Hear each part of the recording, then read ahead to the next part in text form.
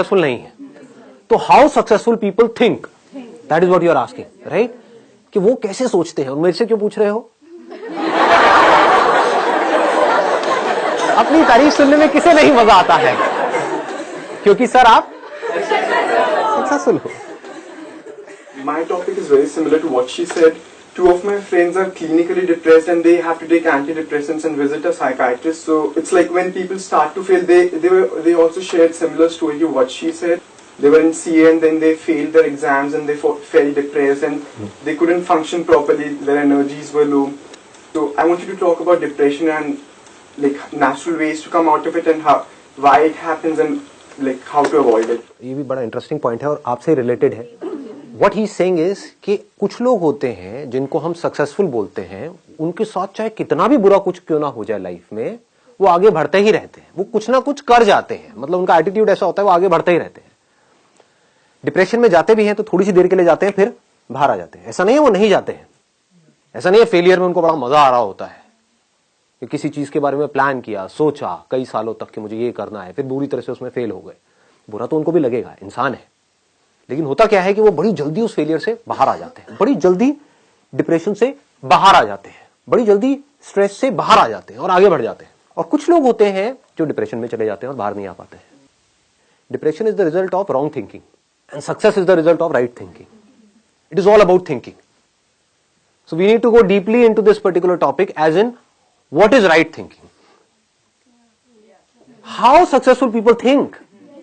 ऐसा कभी कोई सोचता नहीं है। ना इस टॉपिक के बारे में किसी स्कूल में बात करी जाती है, ना कॉलेज में बात करी जाती है, ना हमारे घर पे बात करी जाती है।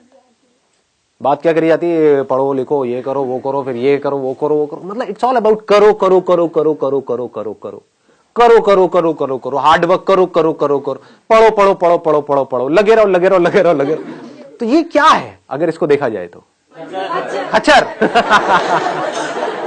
ये वर्ड मैं अपने हर सेशन में बोलने वाला हूं ताकि लोगों के दिमाग में घुसे कि मैं कह क्या रहा हूं, लोगों को समझ में आए। रेयरेस्ट ऑफ रेयर कुछ ऐसे लोग होते हैं जो अपना दिमाग लगाते हैं, जो चीजों को पहले समझते हैं फिर करते हैं। ऐसे लोगों को आप क्रिएटिव कह सकते हो। क्रिएटिव का मतलब क्या है कि एक प्रॉब्लम है और लोग क्या कर रहे हैं, उस प्रॉब्लम को उसी तरह से सॉल्व कर रहे हैं जिस तरह से सॉल्व कर रहे थे, लेकिन जो प्रॉब्लम है वो बदलती चली जा रही है टाइम के साथ साथ। जो हमारी टेक्स्ट बुक्स है उसके थ्रू जो अनसर्टेनिटी है इस दुनिया में, उसका सोल्यूशन नहीं निकल सकता। जो भी आप स्कूल कॉलेज में पढ़ रहे हो, मतलब मैं वैसे एक बहुत स्ट्रांग वर्ड उसके लिए यूज करना चाहता था, लेकिन अगर थोड़ा पोलाइटली बोलूं तो वो सब बेकार है। कुछ इंफॉर्मेशन आपके अंदर फीड करी जा रही है, बट उसका रियलिटी से कोई डायरेक्ट कनेक्शन नहीं है।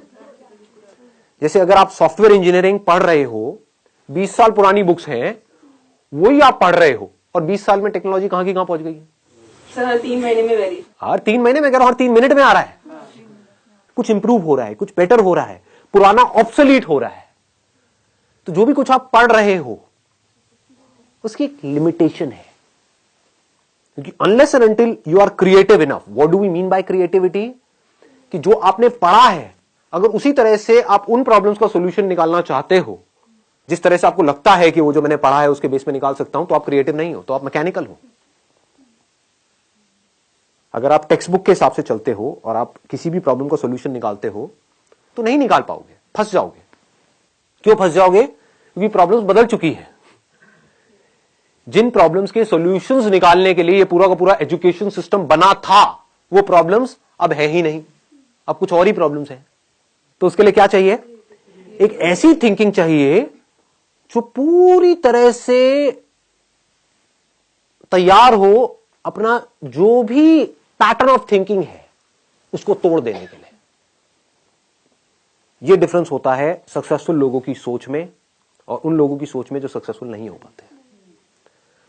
वो एक पैटर्न में घूमते रहते हैं, और जो सक्सेसफुल लोग होते हैं उनका कोई पैटर्न ही नहीं है। There is no pattern. आपको ऐसा अपना माइंड डेवलप करना होगा। अगर आपको